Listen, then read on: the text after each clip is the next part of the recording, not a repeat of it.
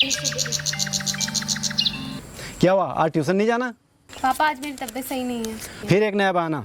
इस लड़के ने दुखी कर दिया है। पापा मुझे उस सर के यहाँ नहीं जाना है। मैं जानता हूँ जो शिक्षक अच्छे होते हैं वो हमेशा ही थोड़े सख्त होते हैं। मैं तेरे कोई बहाने नहीं सुनने वाला, बहुत मार खाएगी। निकल ट्यूशन। पढ़ना नहीं लिखना, बहाने बनाना 100। मैं कम इन सर। अरे पूजा, आजा आजा आजा। आज फिर लेट? देख, सब बच्चे पढ़कर चले गए हैं। अगली बार लेट हुई तो फेल हो जाएगी।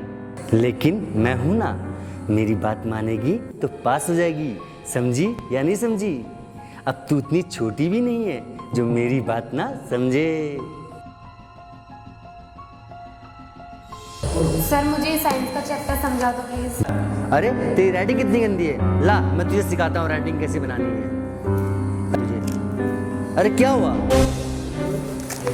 अरे रुक रुक रुक, कोई बात नहीं, तुझे फेल होने से कोई बचा नहीं सकता।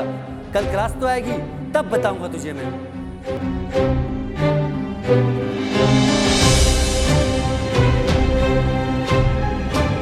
बेटा क्या हो गया, ऐसी घबराई सी क्यों हो? बताओ। अरे बेटा क्या हुआ? कोई भी समस्या है तो मुझे बताओ, मैं आपकी बड़ी बहन के ही तरह हूँ। मुझे बताओ। मुझे वो सर बिल्कुल पसंद नहीं है। कौन सर? जहाँ मैं ट्यूशन पढ़ती हूँ। बेझिझक मुझे बताओ। वो मुझे ज़बरदस्ती पढ़ने बुलाते हैं। कौन सर है? और वो मुझे बहुत गलत तरीके से देखते हैं। और आज तो उन्होंने मुझे बहुत गलत तरीके से मेरे चेहरे पे टच किया, मेरे हाथों पे टच किया। वो मुझे बिल्कुल पसंद नहीं है। और मेरे पापा मुझे ज़बरदस्ती भेजते हैं वहाँ। मैं उनको बता भी नहीं पाती। मैं ट्यूशन नहीं जाना चाहती। मुझे नहीं पढ़ना, मुझे नहीं पढ़ना। कोई नहीं बेटा, मैं हूँ तुम्हारे साथ। अभी मैं आपके माता पिता को फ़ोन करके बुलाती हूँ और ज़रा मुझे डायल करके देना उनका नंबर।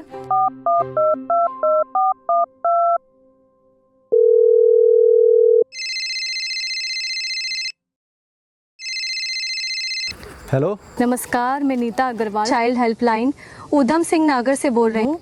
आपकी बेटी मेरे साथ है और मेरा ऑफिस आपके घर के ही पास है। मुझे आपके बच्ची के भविष्य के बारे में आवश्यक बात करनी है, तो आप मेरे ऑफिस आ जाइए। हाँ जी, मैं आ रहा हूँ। देखो, आप सभी परिजनों को समझना होगा कि बच्चे के व्यवहार में ऐसा परिवर्तन अचानक से क्यों हो रहा है। मैडम, मुझे तो यकीन नहीं था वो ऐसा कर सकता है। मैं तो उसे बहुत शरीफ समझता था।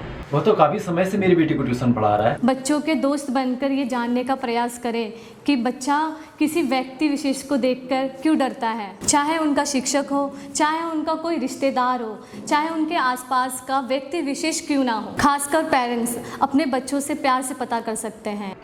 हमें भी अपने बच्चों के व्यवहार परिवर्तन पर ध्यान देना चाहिए। सरकार ने इसमें कठोर कानून भी बनाए हैं, खासकर पॉस्को एक्ट। यह कानून आपके बच्चों के लिए सुरक्षा प्रदान करता है। मैडम, आपका बहुत बहुत धन्यवाद। अगर आप न होते, न जाने मेरे बच्चे के साथ क्या होता। चलो अब उस शिक्षक पे कार्रवाई करते हैं कि भविष्य में कोई भी इस प्रकार का अपराध करने की हिम्मत ना कर सके। स्वयं जागरूक रहे और जागरूकता फैलाए।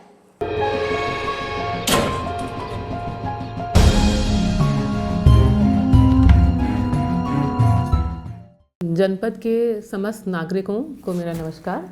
मैं व्योमा जैन, जिला प्रोबेशन अधिकारी तथा जिला बाल संरक्षण अधिकारी ऊधम सिंह नगर। जैसा कि आप विविध हैं कि आजकल बच्चों को बहुत सारी परेशानियां हो सकते हैं। कोई बच्चा मानसिक रूप से अस्वस्थ हो सकता है, कोई किसी रोग का शिकार हो सकता है, या कोई किसी उत्पीड़न का शिकार हो सकता है। यदि आपके संज्ञान में कोई ऐसा बच्चा आता है तो आप भारत सरकार द्वारा चाइल्ड हेल्पलाइन संचालित की जा रही है, जिसका नंबर है 1098। यदि किसी बच्चे को ऐसी समस्या होती है तो ये निःशुल्क टोल फ्री नंबर है। आप ऐसे बच्चों की सूचना 1098 पे देकर संपर्क कर सकते हैं। साथ ही यदि कोई बच्चा किसी इमरजेंसी का शिकार हो जाता है तो आप 112 पर भी हमें सूचित कर सकते हैं।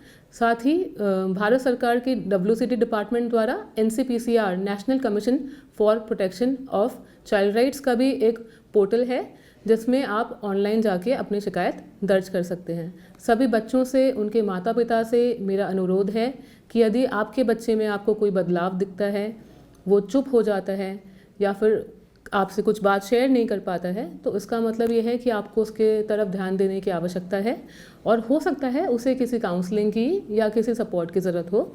तो ऐसे में भी आप जिला बाल संरक्षण अधिकारी या जिला बाल संरक्षण इकाई से संपर्क कर सकते हैं और अपने प्रॉब्लम्स का जो है सल्यूशन ले सकते हैं।